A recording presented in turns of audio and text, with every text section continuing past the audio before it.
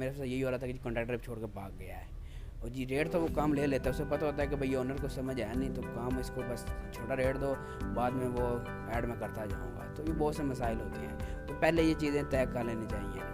और दूसरी बात कुछ लोग ऐसे होते हैं जी एग्रीमेंट तो कर लेते हैं, बाद में सवाल और लोगों से शुरू कर देते हैं यार ये होना चाहिए था कि नहीं होना चाहिए। ये बात याद रखें कि जब आप एग्रीमेंट में जब चीज़ें लिख लेते हैं ना तो यही सारा कुछ होना है। इस पर आप अगर लिख देंगे ना कि 400 तो फिर 400 है।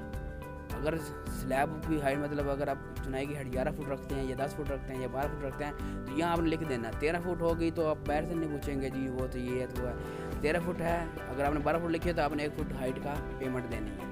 तो जो चीज़ तय करनी है सोच समझ के एज पर ड्राइंग आप यहाँ तय कर लें। एक ही दफ़ा ओनर के साथ ओनर और कॉन्ट्रैक्टर आपस में मिलकर तय कर लें ताकि बाद में आपको स्टार्ट करते हैं।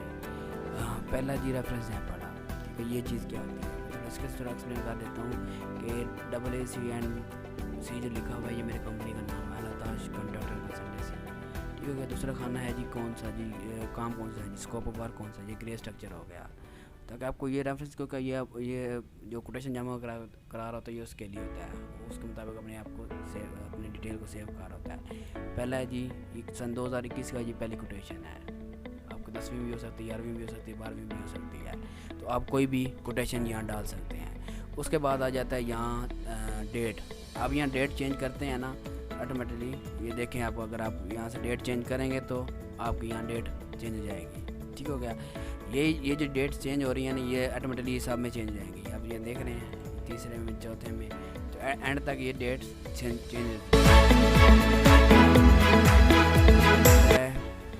डॉक्यूमेंटेशन ये कोटेशन है जी, यहाँ आप एग्रीमेंट भी लिख सकते हैं जब आप एग्रीमेंट पे जाएंगे। उसके बाद आ जाता है जी ऑनर का नाम है जी कौन से ऑनर हैं, फीस स्कोप ऑफ वर्क है जी ग्रे स्ट्रक्चर है, फिनिशिंग का भी हो सकता है लेकिन ये लेबर ग्रे स्ट्रक्चर है। और फिर है जी लेबर रेट, आप विद मटेरियल भी ले सकते हैं। उसके बाद प्लाट साइज़ है, फिर है कवर्ड एरिया। अब कवर्ड एरिया में मैंने अलग चीज़ें सारी मैंने कहा ताकि पता होना चाहिए भी जी कवर्ड एरिया कौन कौन सा है, किस फ्लोर का कौन सा है बड़ा। मैंने तो वैसे एक सैम्पल लिख दिया है, तो आप बेसमेंट का ला के लिख सकते हैं जो उसमें आपके पास होगा। ग्राउंड फ्लोर का होगा, फर्स्ट फ्लोर का होगा, मम्टी का होगा। अब ये टोटल ये आप जब चेंज करेंगे तो ऑटोमेटिकली चेंज हो जाएगा। ठीक हो गया। उसके बाद अगर आप यहाँ 3200 लिखेंगे तो ये खुद ब खुद चेंज होता जाएगा। ठीक हो गया। फिर आ जाता है जी इंजीनियर, उसके बाद एड्रेस आ गया। तो ये पहले एक डिटेल आ जाती है कि काम क्या है पड़ा, ताकि यहाँ से अंदाज़ा हो जाए कि भाई किसका प्रोजेक्ट है, क्या मेजरमेंट है, प्लाट साइज़ कौन सा है, किस जगह है, ये थोड़ी एक्सप्लेन आपको यहाँ से पहले मिल जाएगी। दूसरा जो पेज है उसमें रेट के मामला आता है, आपका आपस में रेट क्या तय होगा। आप मार्केट में कोई भी रेट तय कर सकते हैं, हर सोसाइटी का अपना रेट चल रहा है लेबर का। अगर आप पिंडी इस्लामाबाद में भी हैं तो यहाँ भी हर सोसाइटी का अपना रेट है। तो उसके बाद क्योंकि ये बेसमेंट है पड़ी, किसी की बेसमेंट है नहीं है वो आपकी मर्ज़ी, अगर बेसमेंट नहीं है तो यहाँ से आप डिलीट कर सकते हैं। ठीक हो गया। तो अगर है तो आप डाल सकते हैं। बेसमेंट का थोड़ा रेट ज़्यादा होता है 50-60 रुपया, तो उसके मुताबिक मैंने ये रेट लिख दिया। अब बाकी आपको तो रख सकते हैं। उसके बाद है जी वो मेजरमेंट। अक्सर ये लड़ाई यहाँ शुरू हो जाती है, ये चीज़ पहले लिख दी जाए तो बहुत अच्छा हो जाता है। मेजरमेंट होगा वो एज़ पर ड्राइंग नहीं होगा, वो एज़ पर साइट होगा। ये बात आप पहले तय कर लें। चेंजिंग क्योंकि ऑनर चेंजिंग करता रहता है, बहुत कुछ गलती भी हो जाती है। उसके बाद अगला काम है जी हीट प्रूफिंग, फ्रंट का फेस, ये इस रेट में शामिल नहीं है पड़ा। ठीक हो गया। फिर जी एक्स्ट्रा वर्क अलग होगा, मतलब जो छत पे पर्दी है पड़ी वो एक्स्ट्रा वर्क है। वाटर टैंक है, अगर 3 टैंक हैं तो 2 टैंक ओनर के ज़िम्मे हैं, 2 टैंक कॉन्ट्रैक्टर के ज़िम्मे या कंपनी के ज़िम्मे, एक टैंक ओनर के ज़िम्मे, ये आप पहले तय कर लेते हैं। लेकिन जो टैंक क्या नाम है मालिक के ज़िम्मे है वो बाद उसका ये रेट होगा पर गैलन्स 40 रुपीज़। ठीक हो गया। उसके बाद बाउंड्री वाल पर स्क्वायर फीट बाउंड्री वाल का वो अलग रेट है, तो ये पहले तय कर लिया जाता है। तो और ये होता भी ऐसा है। फिर उसके बाद ये मैंने लिख दिया two tank will be owned. अब 2 टैंक जो है पड़े वो जी कंपनी के ज़िम्मे और 1 टैंक ओनर के ज़िम्मे है। अब ज़रूरी नहीं है 3 टैंक 4 टैंक भी हो सकते हैं, तो अब पहले आप ये चीज़ तय कर सकते हैं। उसके बाद है जी एक्सकेवेशन और फिलिंग। ये ओनर के ज़िम्मे है। स्टेयर केस मेजरमेंट जो होगी, स्टेयर केस का जो एरिया होगा वो हो, कोई डबल लेता है कोई सिंगल, पहले लिख लेना है। तो मैंने तो डबल लिखा हुआ है क्योंकि मैंने एक जगह से डबल लिया था और चलता भी है। सीढ़ी का होता है ना, बाद का स्टेयर जो होती है ना, लोग सिंपल ईंटों से भरते हैं, कुछ लोग सामने फट्टे लगा के भरते हैं। तो वो जब फट्टे लगा के भरते हैं ना, तो उसका फिर क्या होता है कि डबल रेट कर दिया जाता है क्योंकि उसमें मेहनत ज़्यादा होती है ये चीज़ें। फिर उसके बाद आ जाती है हाइट क्लियर कर ली जाए अपने आप में कि यार मैं इतने फुट की हाइट मेरे ज़िम्मे है, उसके ऊपर जब होगी तो वो ओनर के ज़िम्मे है। ठीक हो गया। हाइट इंसान चेंज करता रहता है। फिर कोई उसके अंदर कोई ओपनिंग आ जाती है, वो मैं डिडक्शन नहीं करूँगा। अगर वो करूँगा तो आप यहाँ से डिलीट कर दें या पर लिख दें, यहाँ भी आप चेंज कर सकते हैं। ये हमारे यहाँ मामला रेट पे ख़त्म हो जाते हैं कि क्या रेट है। फिर तीसरा मामला भी रेट का है पड़ा, लेकिन वो उसका क्या है पड़ा, उसका क्या है कि जब ओनर ड्राइंग में चेंजिंग करना चाह रहा है या कोई चीज़ एक्स्ट्रा लाना चाह रहा है, कुछ भी काम वो एक्स्ट्रा करना चाह रहा है, तोड़ फोड़ करना है, चेंज कर रहा है, तो उसके रेट वो पहले अपने आप को खुद तय कर लें। ये ना कि वो बाद में कह दी ये तो रेट तो है नहीं, तो ये इस तरह होगा तो वो होगा। ओनर आराम से अपना काम चेंजिंग कराए, उसे पता हो भाई जो चेंज करवाया मेरा वही रेट है। वो जब अपना बिल जमा कराएगा, एक मिसाल के तौर पर अगर आपने दीवार तोड़ी है, ठीक है, 10 बाय 10 की दीवार तोड़ी है और आपने शिफ्ट करवाई है फुट आगे, तो आप क्या करेंगे, तोड़ने के जो लेबर लगती है वो आप उसको देंगे। उसके बाद वो 10 बाय 10 की जो वाल है पड़ी, ठीक है, वो अगर 10 बाय 10 करें 100 है, 100 ज़रब यहाँ मैंने अगर दीवार का रेट 28 पर लिखा हुआ है तो हमारा उससे 28 से ज़रब हो जाएगा, वो 250 बिल बन जाएगा, वो आपसे अलग ले लेगा। तो ये तय होना चाहिए। ठीक हो गया। खुदाई भी है या बैग फिलेंगे कुछ भी है, टर्माइट करना चाह रहा है, टाइल लगाना चाह रहा है, तो ये रेट तय होने चाहिए। आपने ये रेट तो मेरे लिखे हैं, लेकिन आप रेट चेंज अब वहाँ आपको उसके मुताबिक रेट लेंगे कि वहाँ पर आइटम का रेट क्या चलता है। उसके बाद आता है चौथा पेज। अब ये पेज है जी, ये इसमें जो काम कॉन्ट्रैक्टर के ज़िम्मे है वो काम उसका यहाँ सारा कुछ लिखा जाएगा। ठीक है जी। वो पहला जी वो बायलाज के मुताबिक काम करवाएगा, ये सारा उसके ज़िम्मे है। ठीक है। उसके बाद वो पोरिंग जो है बड़ी कंक्रीट मशीन से करवाएगा। कोई भी मतलब कंक्रीट है अगर विदाउट मशीन करेगा तो वो उसको जुर्माने का ज़िम्मेदार है, या मालिक काम रुकवा सकता है। ठीक है। या पहले एग्रीमेंट में सब कुछ लिख लेते हैं। तो उसके बाद आ जाता है जी वाइब्रेटर जो है कंक्रीट के दौरान इस्तेमाल होगा।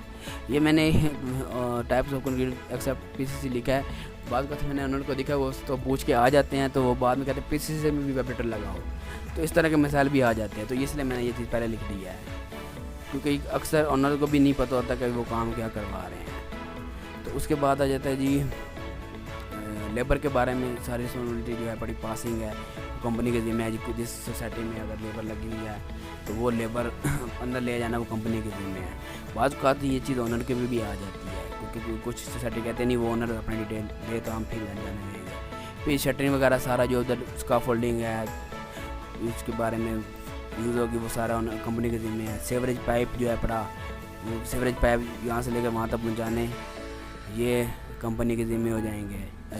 पाइप से नहीं, उसका जो सिस्टम है पड़ा मेन होल तक।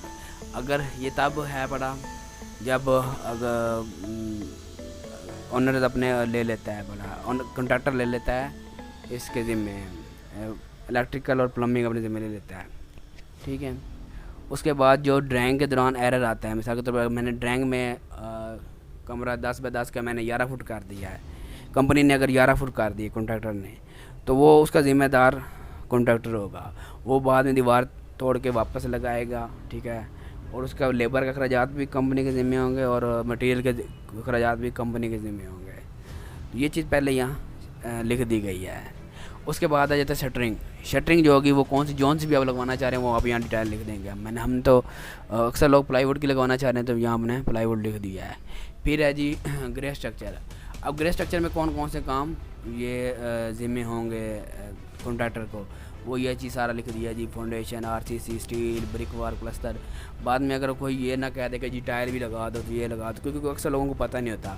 थोड़ा सा मैं ये बता दूं ग्रे स्ट्रक्चर होता क्या। ग्रे स्ट्रक्चर का ये है कि जो काम आपको अगर आप घर देखते हैं ना ग्रे नज़र आए ना, ग्रे की तरह, मतलब प्लस्तर ग्रे है, नीचे फ्लोर है ना, तो उसका अगर पीसीसी डाल देते, कच्चा डाल देते तो ग्रे है। अब ग्रे से जो ऊपर काम है टाइल ना, वो फिनिशिंग में आना शुरू हो जाती है। तो ग्रे स्ट्रक्चर भाई ग्रे तक है, दीवार लगाई, प्लस्तर किया, यहाँ ख़त्म। इसके ऊपर कोई काम मतलब वो ग्रे नहीं होगा। अब उसके दौरान क्या क्या होता है, उसके दौरान प्लस्तर होने से पहले इलेक्ट्रिकल का काम होता है, पाइपिंग होती है, उसकी डिब्बियाँ लगती हैं, तो वो ग्रे स्ट्रक्चर का काम है। फ्लोर डलने से पहले अगर प्लम्बिंग का सामान डलना है, पाइपिंग डलनी है तो PPR की, तो वो ग्रे स्ट्रक्चर का काम है। आप जब घर को देखेंगे ना, पूरा घर आपको ग्रे ग्रे नज़र आए तो इसलिए उसको ग्रे स्ट्रक्चर कह देते हैं। उससे पहले हो जाता है फ्रेम स्ट्रक्चर, वो ज़्यादातर प्लाजो में चलता है। ठीक है, कोई अब पाकिस्तान में शुरू हो गए हैं कि वो फ्रेम स्ट्रक्चर के घर बनते हैं, उसके बाद चुनाइयाँ शुरू होती हैं। तो लेकिन ग्रे स्ट्रक्चर और फ्रेम स्ट्रक्चर ये आपस में मिल के काम होता है। अगर आप प्लाजा शुरू करते हैं तो पहले उसका फ्रेम स्ट्रक्चर बनता है, फिर उसका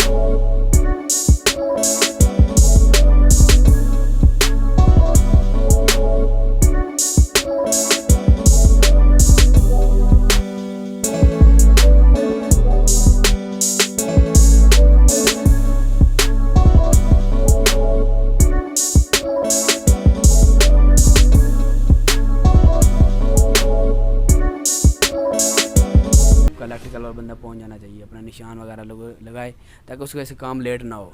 या आप चुनाई हो तो पहले चुनाई होने के बाद साथ ही आपका इलेक्ट्रिकल प्लम्बर पहुंच जाना चाहिए, ताकि जब कॉन्ट्रैक्टर प्लस्तर शुरू करवाए तो ये ना हो कि उसकी वजह से काम रुक जाए, या बाद में प्लस्तर कर दे तो उसके बाद वो जी अपना पाइपें लेके पहुंच रहा हो, तो वो सारा उस पर जो भी नुकसान होगा वो मालिक के ज़िम्मे होगा।